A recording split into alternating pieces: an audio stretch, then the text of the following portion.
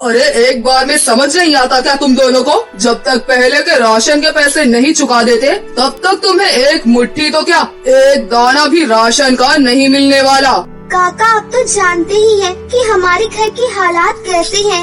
हम जल्दी ही आपके राशन के सारे पैसे चुका देंगे। अरे घर के हालात जानता हूँ, इसका मतलब ये नहीं है कि हर बार मुफ्त में राशन दे दूंगा। अभी जा रही हो यहाँ से या फिर और बेइज्जती करूँ तुम्हारी? राशन वाले की चिल्लाने की आवाज सुनकर आसपास के मौजूद लोग आरती और दिव्या को देख रहे होते हैं। दोनों बहनें आंखों में आंसू लिए वापस अपने घर जाने लगती हैं। तभी दिव्या का सूट एक कील में फंसकर फट जाता है। गरीबी में आटा गीला, आज फिर से ये सूट फट गया है।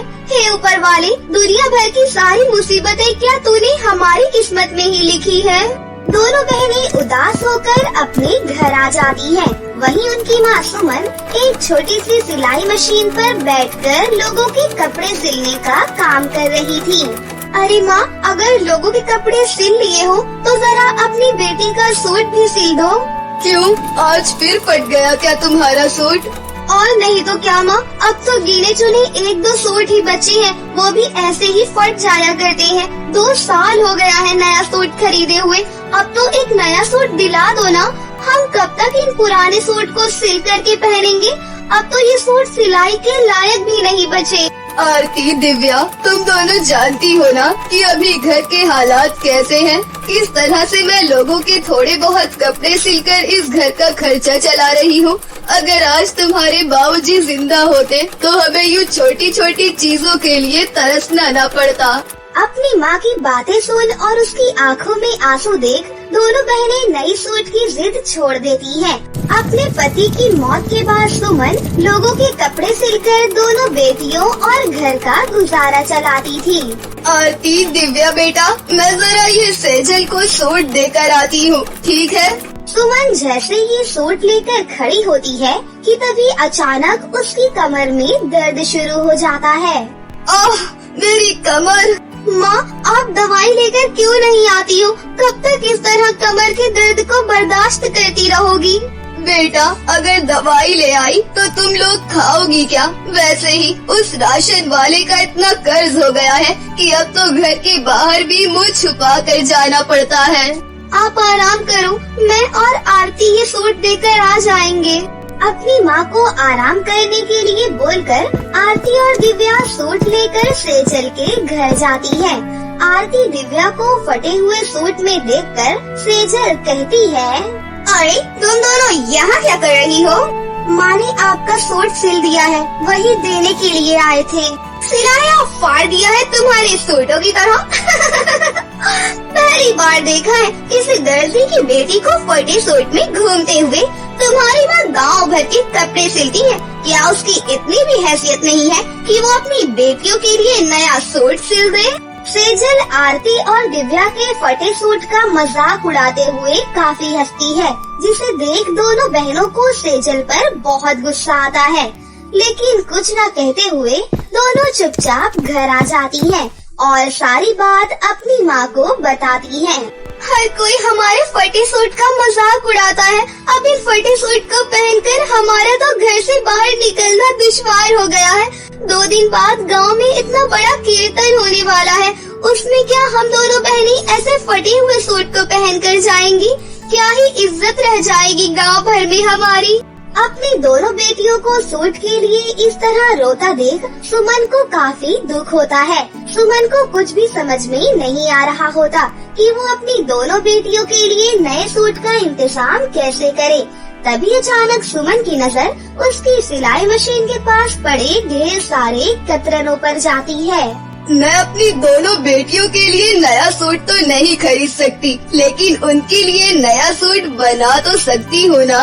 सुमन उन सभी कतरन को लेकर आपस में एक एक कर सिलने लगती है और सारी रात जागकर अपनी बेटियों के लिए कतरनों से सूट तैयार कर देती है, जिसे पहनकर दोनों बेटियां काफी खुश होती हैं। माँ, ये सूट बहुत सुंदर है, बल्कि इससे सुंदर तो पूरी दुनिया में कोई भी सूट नहीं होंगे। अब हम आराम से कीर्तन में जा सकते हैं। आरती दिव्या अपनी माँ के बनाए हुए कतरनों के सूट को पहनकर कीर्तन में चली जाती हैं। लेकिन तभी कीर्तन में मौजूद हर कोई उन दोनों बहनों को देखकर हंसने लगता है। इन दोनों जोकरों को तो देखो कैसे रंग बिरंगे सूट पहन कर आई हैं। ऐसा लग रहा है जैसे इनका सूट ढेर सारे कतरनों से बना हुआ है। इन्हें देखकर तो मेरी हंसी ही रुक नहीं रही। कीर्तन में मौजूद हर औरत दोनों बहनों के सूट का मजाक उड़ाते हुए काफी हंसने लगती हैं, जिसके चलते दोनों बहनों की आंखों में आंसू आ जाते हैं और वो रोते हुए अपने घर आ जाती हैं। अगर ऊपर वाले ने चाहा तो तुम दोनों नया सूट जल्दी पहनोगी। देखना वो सूट इतना सुंदर होगा, इतना अलग होगा ना कि हर कोई उसे देखता ही रह जाएगा। सुमन अपनी दोनों बेटियों को हौसला देकर उन्हें शांत करवाती है और ऐसे ही कुछ दिन गुजरने लगते हैं। सुमन रोज की तरह सिलाई मशीन पर बैठकर कपड़े सिल रही होती है कि तभी वहाँ हाथों में शादी का कार्ड लिए उसकी बहन चमेली आती है। अरे चमेली, मेरी बहन, तू कैसी है? कितने समय बाद तुझे देख रही हूँ। खबर ऐसी थी कि आना ही पड़ा। मेरी बेटी रीना की 2 हफ्ते बाद शादी है। तुझे और तेरी दोनों बेटियों को जरूर आना है। हाँ, क्यों नहीं, हम लोग जरूर आएंगे। मेरी बेटी की शादी में बहुत बड़े बड़े लोग आने वाले हैं, तो वहाँ पर अपनी बेटी को ये फटे सूट पहनाकर मत ले आना, वरना हमारी बड़ी बेइज्जती होगी। इतना कहकर चमेली शादी का कार्ड देकर वहाँ से चली जाती है। वहीं अपनी मौसी की बातें सुन दोनों बहनें कहती हैं, हमारे पास तो नया सूट नहीं है और हम बिना नए सूट के शादी में कैसे जाएंगे, इसलिए माँ आप ही चली जाना शादी में। तुम लोग फिक्र मत करो, तुम दोनों शादी में जाओगी, वो भी नया सूट पहनकर। सुमन अपनी दोनों बेटियों के लिए नया सूट लाने के लिए रात भर जागकर लोगों के कपड़े सिलना शुरू कर देती है और धीरे धीरे करके उनके सूट के लिए पैसे जोड़ती है। ओह, मेरी कमर, मन तो कर रहा है थोड़ी देर लेट जाऊं, लेकिन अगर लेट गई तो अपनी दोनों बेटियों के लिए नया सूट कैसे ला पाऊंगी। सुमन 1 हफ्ते तक लगातार मेहनत करती है और आखिरकार सुमन सूट का कपड़ा लेने के लिए पैसे जोड़ ही लेती है। आखिर मैंने सूट के कपड़े के लिए पैसे जोड़ ही लिए। अब मेरी बेटियां भी नया सूट पहनेंगी। सुमन उन पैसों को लेकर कपड़ा लाने के लिए शहर की तरफ जा रही होती है। तभी अचानक सुमन एक गड्ढे में गिर जाती है और उस गड्ढे के रास्ते वो एक दूसरी दुनिया में पहुंच जाती है। हे ऊपर वाले, ये मैं कहाँ आ गई और ये कैसी जगह है? यहाँ तो सारे घर, जमीन, पेड़ सब कुछ सोने और चांदी का बना हुआ है। ये मैं कहाँ फंस गई? अपने चारों तरफ सोने और चांदी की बनी हुई चीजों को देखकर सुमन काफी हैरान हो रही होती है कि तभी उसके सामने एक रानी आ जाती है। मैं इस जादुई सोने और चांदी की दुनिया की रानी हूँ। तुम कौन हो और यहाँ क्या कर रही हो? उस रानी को देखकर सुमन काफी डर जाती है और डरते डरते उसे सारी बात बताती है, जिसे सुनकर तुम एक अच्छी इंसान हो, इसीलिए तुम इस जादुई दुनिया में आई हो। इस दुनिया में आने वाला इंसान साफ दिल का होता है। तुम्हें क्या चाहिए बताओ? हमारी जादुई दुनिया में आने वाले को हम कभी भी खाली हाथ नहीं भेजते। मुझे आपसे कुछ भी नहीं चाहिए, बस मैं चाहती हूँ मेरी दोनों बेटियाँ जिंदगी में एक बार अच्छा सूट पहन सके। सुमन की बात सुन वो रानी अपनी जादुई छड़ी से जादू करके सुमन को सोने और चांदी का एक एक कपड़ा देती है। इन कपड़ों से तुम अपनी बेटियों के लिए सोने और चांदी के सूट सिलना। सुमन रानी से सोने और चांदी का कपड़ा लेकर वापस अपनी दुनिया में आ जाती है और जल्दी से अपनी बड़ी बेटी के लिए सोने का सूट और वही छोटी बेटी के लिए चांदी का सूट बनाकर तैयार कर देती है, जिसे पहनकर उसकी दोनों बेटियां बहुत ज्यादा खुश होती हैं। माँ, ये सोने और चांदी का सूट तो सच में बहुत सुंदर है। हाँ माँ, आपने सही कहा था, हमारा सूट सबसे अलग और अनोखा होगा। सोने और चांदी का सूट पहनकर दोनों बहनें काफी खुश होती हैं। तभी जैसे ही दिव्या अपने सोने के सूट पर हाथ फहराती है तो उसके अंदर से सोने के सिक्के गिरने लगते हैं। ये क्या माँ, मेरे सोने के सूट के अंदर से सोने के सिक्के कैसे गिरे? दिव्या को देख जैसे ही आरती अपने सूट पर हाथ फहराती है तो उसके चांदी के सूट के अंदर से भी चांदी के सिक्के गिरने लगते हैं, जिसे देखकर दोनों बेटियां काफी खुश होती हैं। इसका मतलब ये कोई साधारण सोने और चांदी का सूट नहीं बल्कि जादुई सोने और चांदी का सूट है, जिससे हम जितना चाहें उतना सोना और चांदी ले सकते हैं। जादुई सोने चांदी का सूट पाकर तो जैसे मानो दोनों माँ बेटियों की किस्मत ही बदल गई थी। दोनों बहनें शादी में भी सोने और चांदी का सूट पहनकर ही जाती हैं, जिसके चलते शादी में हर कोई दुल्हन को छोड़कर सिर्फ उन दोनों बहनों को ही देख रहा होता है। मैंने तुम दोनों से अच्छा सूट पहन कर आने को कहा था, लेकिन तुम तो ये सोने और चांदी का ही सूट पहन कर आ गई। आखिर तुम्हारे पास इतने पैसे कहाँ से आए? मौसी जी, यही समझ लीजिए कि हमारी लॉटरी लग गई है। दोनों बहनें अपने सोने चांदी के सूट की मदद से अपने घर की आर्थिक स्थिति को बिल्कुल ठीक करती हैं और अपनी माँ को एक बड़ा सा बुटीक भी खोलकर देती है और अब तीनों माँ बेटियाँ एक अच्छी जिंदगी जीती हैं। इसी के साथ सोने और चांदी का जादुई सूट पाकर दोनों बहनों में कोई घमंड या लालच भी नहीं आता और अब अपने जादुई सोने चांदी के सूट से वो जरूरतमंद लोगों की भी मदद करती है। उदयपुर के शहर में अनमोल और अर्पिता नाम की दो बहनें अपने माता पिता के साथ रहा करती थीं। उन दोनों के माता पिता रमन और कुसुम एक बिल्डर के पास काम करते थे और उसी से उनके घर का गुजारा चलता था। एक बार की बात है, रमन और कुसुम जब साइट पर काम कर रहे थे तो ऊपर से हाई वोल्टेज का तार गिर जाने की वजह से रमन और कुसुम की वहीं पर मौत हो जाती है। माँ बाप के गुजर जाने के बाद अनमोल और अर्पिता अनाथ हो जाती हैं। दीदी, माँ और पिताजी हमें छोड़कर कहाँ चले गए? बताओ ना दीदी, वो कहाँ चली गए? अर्पिता, रोते नहीं है। माँ पिताजी हमें छोड़कर कहीं नहीं गए हैं। वो आसमान में तारा बनकर हमें देख रहे हैं। चलो अब चुप हो जाओ, नहीं तो माँ को पता चलेगा कि उनकी लाडली बेटी रो रही है तो वो क्या सोचेंगी। चलो चुप हो जाओ और जल्दी से खाना खा लो। फिर अनमोल और अर्पिता दोनों खाना खा लेती हैं। ऐसे ही कुछ दिन बीत जाते हैं। फिर एक दिन उस मकान की मालकिन उनके घर आती है और आते ही शुरू हो जाती है। बस बहुत हो गया तुम दोनों का। हमारा मकान कोई अनाथ आश्रम नहीं है कि तुम दोनों यहाँ रह रही हो। 2 महीने से भी ज्यादा हो गया है, पर अभी तक तुमने किराया नहीं दिया। देखो बहुत हो गया है। मुझे तुम लोगों से बहुत हमदर्दी है, लेकिन अब से मैं तुम्हें यहाँ रुकने नहीं दे सकती। चलो निकलो मेरे घर से, कहीं और जाकर रहो। मालकिन जी, कृपया करके हमें इस घर से मत निकालिए। हम कहाँ पर जाएंगे? हम क्या करेंगे? मालकिन जी, कृपया करके हम पर तरस खाइए।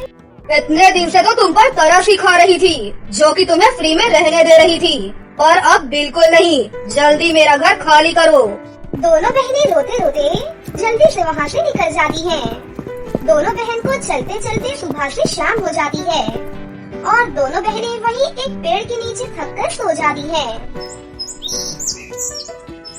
अगले दिन अर्पिता अनमोल से कहती है, दीदी मुझे बहुत तेज भूख लग रही है। भूख के मारे मेरे पेट में दर्द हो रहा है। प्लीज कुछ खाने को दे दो ना दीदी। बस थोड़ी देर और बहन, मैं खाने का इंतजाम करती हूँ। बस थोड़ी देर और। दोनों बहनें फिर वहाँ से चली जाती हैं। कुछ देर चलने के बाद सामने कुछ मजदूर वहाँ पर बोरियां ढो रहे थे। अनमोल वहाँ पर जाती है और वहाँ के मालिक से बोलती है, अंकल जी, क्या मुझे यहाँ कोई काम मिल सकता है? कोई भी काम हो मैं कर लूँगी। मेरी बहन भूखी है, प्लीज अंकल जी। बेटा, आप लोग तो अभी बहुत छोटे हो, आप लोग यहाँ काम नहीं कर पाओगे। ये काम बहुत मेहनत का काम है। ये लो 100 रुपए, इससे कुछ खाने को खरीद लेना और अपने घर वापस जाओ बेटा। नहीं अंकल जी, मुझे बिना मेहनत के आपसे पैसे नहीं लेने हैं। ये तो भीख मांगना हुआ ना। मेरी माँ हमेशा कहती थी कि मेहनत से कमाकर ही खाना चाहिए। अच्छा बाबा ठीक है। मोनू गुड़िया को काम बता दे और हाँ शाम तक काम करने के 300 रुपए मजदूरी दे देना। आपका बहुत बहुत धन्यवाद अंकल जी। अर्पिता तुम थोड़ी देर यहाँ बैठो, मैं जल्दी से ये काम खत्म करके तुम्हें बढ़िया बढ़िया खाना खिलाऊंगी, ठीक है? अनमोल अर्पिता को वहीं बिठाकर खुद बोरियां ढोने का काम करने लगती है। पूरे दिन की कड़ी मेहनत के बाद शाम को अनमोल को पूरे 300 रुपए मिलते हैं। अनमोल सबसे पहले उन पैसों से अपनी छोटी बहन के लिए रोटी सब्जी खरीद कर लेकर आती है। दीदी आपने भी तो सुबह से कुछ नहीं खाया है, पहले आप खाओ फिर मैं खाऊंगी। फिर दोनों बहनें मिलकर खाना खा लेती हैं। रात होने लगी थी, दोनों बहनों को सच छुपाने के लिए कोई जगह नहीं मिल रही थी। तभी अनमोल अर्पिता को लेकर अपने चाचा के घर चली जाती है और वहाँ पहुँचकर अनमोल अपने चाचा जी को सारी बात बताती है। ये सब बात सुनकर अनमोल के चाचा ऋतिक ये बोलते हैं, शहर में इतना कुछ हो गया पर मुझे कुछ पता ही नहीं चला। सही किया तुम दोनों ने जो यहाँ पर आ गई। अब तुम्हें चिंता करने की कोई जरूरत नहीं है। चलो अब तुम दोनों आराम कर लो। तभी अनमोल की चाची शालिनी अनमोल के चाचा से कहती है, देखो जी, ये घर कोई धर्मशाला नहीं है कि कोई भी मुंह उठाकर इधर चला आता है। वैसे भी ये घर मेरे भाई के दिए हुए पैसों से चलता है। खुद के बच्चों को कमाकर खिलाने की तो औकात नहीं है आपकी, और इन दोनों अनाथ बच्चियों को मेरे सीने पर बिठा दिया। देखो इन दोनों को अभी के अभी घर से बाहर निकालो, नहीं तो मैं अपने बच्चों को लेकर हमेशा के लिए अपने मायके चली जाऊंगी।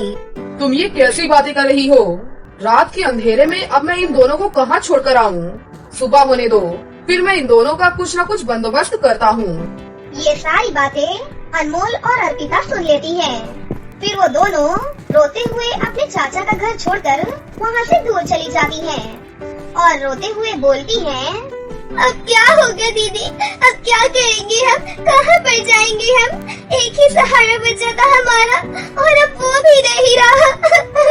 मुझे भी कुछ समझ नहीं आ रहा बहन।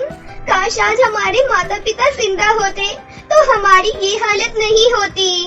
पर दीदी आपने तो कहा था कि माँ पापा हमें आसमान में तारा बनकर देख रहे हैं, क्या वो अभी भी हमें देख रहे हैं? अर्पिता की मासूमियत भरी बातें सुनकर अनमोल भी रोने लगी और अर्पिता से बोलती है, हाँ अर्पिता, माँ बाबा आप हमें देख रहे हैं तो फिर हमारी मदद क्यों नहीं करते? देखो ना हम कितनी तकलीफ में हैं। दीदी भी बहुत दुखी हैं। माँ बाबा आप हमें भी अपने पास बुला लो ना, मैं भी आपके साथ आसमान में तारा बनकर रहना चाहती हूँ। माँ बाबा अब तो मेरी भी हिम्मत नहीं रही, मुझे माफ कर दो माँ बाबा। मैं अर्पिता का ध्यान नहीं रख पा रही हूँ और ना ही कुछ कर पा रही हूँ, प्लीज हमें कोई रास्ता दिखाओ माँ बाबा। तभी वहाँ पर एक जादूगर प्रकट होता है जो कि उनकी सारी दुख भरी बातें सुनकर बोलता है, अनमोल अर्पिता, मैं देव जादूगर हूँ। मैं जादुई नगर से आया हूँ। मुझे तुम्हारे माता पिता ने तुम्हारी मदद करने के लिए भेजा है। क्या सच में? हाँ सच में। जादूगर जी पर अब मेरे माँ बाबा कैसे हैं? वो ठीक तो है ना? हाँ वो लोग बिल्कुल ठीक हैं। वो लोग बहुत ही अच्छे हैं। उन्हें बस तुम दोनों की चिंता लगी रहती है, इसलिए उन्होंने आज तुम्हारी मदद के लिए मुझे यहाँ पर भेजा है। बताओ मैं तुम्हारी कैसे मदद कर सकता हूँ? फिर अनमोल और अर्पिता जादूगर को अपनी सारी परेशानी बताती हैं। जादूगर जी हमारे पास सर छुपाने के लिए ना ही छत है और ना ही खाना खाने के लिए पैसा। अब आप ही बताइए जादूगर जी, हम कहाँ जाएं और किससे मदद मांगे? तुम दोनों को अब चिंता करने की कोई जरूरत नहीं है। आज से तुम्हारी सारी परेशानी खत्म। ये लो, ये जादुई 2 सोने चांदी के सूट हैं। ये सोने का सूट अनमोल तुम्हारे लिए और दूसरा ये चांदी का सूट अर्पिता तुम्हारे लिए। अनमोल तुम अपने सोने के सूट को पहनकर जो भी बोलोगी वो सब तुम्हें मिलेगा, और अर्पिता तुम्हारे चांदी के सूट से तुम्हें बहुत सारा सोना चांदी और धन दौलत मिलेगा। अच्छा अब मैं चलता हूँ, अपना ध्यान रखना बच्चों। इतना बोलकर देव जादूगर वहाँ से गायब हो जाता है। अनमोल अपना सोने का सूट पहनकर अपने सूट से बोलती है, हे जादुई सोने के सूट, हमें एक घर दिला दीजिए। अनमोल के इतना बोलते ही अनमोल के सामने एक आलीशान सुंदर सा घर बन जाता है और इस तरह से अनमोल उस जादुई सोने के सूट से अपनी जरूरत की सारी चीजें मांगती है और वो उसे जादुई सोने के सूट से मिल जाता है। अर्पिता अपने चांदी के सूट से खूब सारा धन मांगती है जिससे वो दोनों बहुत ही जल्दी अमीर हो जाती हैं। अब अनमोल और अर्पिता के पास किसी भी चीज की कोई कमी नहीं थी। उन्हें जब भी किसी चीज की जरूरत होती थी वो उस जादुई सोने चांदी के सूट से मांग लेती थी। वो अपने साथ साथ गांव के गरीब लोगों की भी खूब मदद करने लगी। धीरे धीरे जब ये बात अनमोल की चाची शालिनी को पता चलती है वो अनमोल और अर्पिता से मिलने के लिए उनके घर पर आ जाती हैं। अरे चाची जी, आप आइए आइए, अंदर आइए। अरे अनमोल और अर्पिता बेटा, मुझे माफ कर दो। वो तो उस दिन यूं ही मेरे मुंह से अनाप शनाप निकल गया था। तुम्हें ऐसे बिना बताए घर छोड़कर नहीं जाना चाहिए था। तुम्हारे जाने के बाद मैंने तुम्हें कितना ढूंढा पर तुम दोनों कहीं भी नहीं मिली मुझे। अनजाने में जो भी गलती हुई हो मुझे माफ कर देना बेटा। पुरानी बातें भूल जाओ, आखिर मैं भी तो तुम्हारी माँ जैसी हूँ ना। कोई बात नहीं चाची जी, हमें आपसे कोई शिकायत नहीं है। आप जब तक चाहो यहाँ पर रह सकती हो, अपना ही घर समझो। खाना खाने के बाद अनमोल और अर्पिता के सो जाने के बाद उसकी चाची चुपके से उठकर अनमोल और अर्पिता के कमरे में जाकर उनका जादुई सोने चांदी का सूट चुरा लेती है और वहाँ से जाने लगती है कि तभी उसके सर पर डंडों की बारिश होने लगती है। हाय, मैं तो मर गई। ये क्या हो रहा है? अरे कोई रोको, रोको इसे। अरे बचाओ मुझे कोई। अरे तभी शालिनी के रोने की आवाज सुनकर अनमोल और अर्पिता भी वहाँ पर आ जाती हैं। अरे चाची जी, ये क्या हो रहा है और आप इतना चिल्ला क्यों रही हो? मुझे माफ कर दे बेटा, मैं लालच में आकर तुम्हारे जादुई सोने चांदी के सूट को चुरा कर भाग रही थी, इसीलिए मेरी ये हालत हो गई। मैं तुमसे हाथ जोड़कर विनती करती हूँ बेटा, इस डंडे को रोक ले, नहीं तो तेरी चाची आज ही स्वर्ग पधार जाएगी। प्लीज बेटा। जादुई सोने चांदी के सूट, मेरी चाची को माफ कर दो और उन्हें मत मारो और उन्हें जाने दो। अनमोल के इतना बोलते ही जादुई डंडा रुक जाता है और उसकी चाची वहाँ से उल्टे पैर भागती है। फिर कभी भी वो अनमोल और अर्पिता को परेशान नहीं करती। फिर अनमोल और अर्पिता खुशी खुशी अपना जीवन गुजारने लगती हैं। आकाश जब शहर से गांव जाता है तब आकाश की माँ मालती उसकी शादी अपनी सहेली की बेटी जानवी से कर देती है। जानवी गांव की होती है और दिखने में काली होती है, पर उसके गुणों से प्रभावित होकर मालती अपने बेटे का रिश्ता जानवी से कर देती है। आकाश को जानवी बिल्कुल पसंद नहीं थी, पर अपनी माँ के आगे उसकी एक ना चली और उससे शादी करनी ही पड़ी। आकाश जब शहर जाने लगा तो उसकी माँ बोली, अरे बेटा, अब तुम अकेले कहाँ चल दिए? बहू को भी अपने साथ ले जा। वहाँ शहर में तेरा ख्याल कौन रखेगा भला? वहाँ ले जाएगा तो शहर के तौर तरीके सीख लेगी और तुम दोनों एक दूसरे को अच्छे से समझ भी लोगे। ठीक है माँ, फिर माँ तुम्हारा यहाँ ध्यान कौन रखेगा? तू वो सब छोड़ और बहू को साथ ले जा। अभी मैं इतनी लाचार नहीं हुई कि मुझे किसी के सहारे की जरूरत हो, समझा? ठीक है माँ।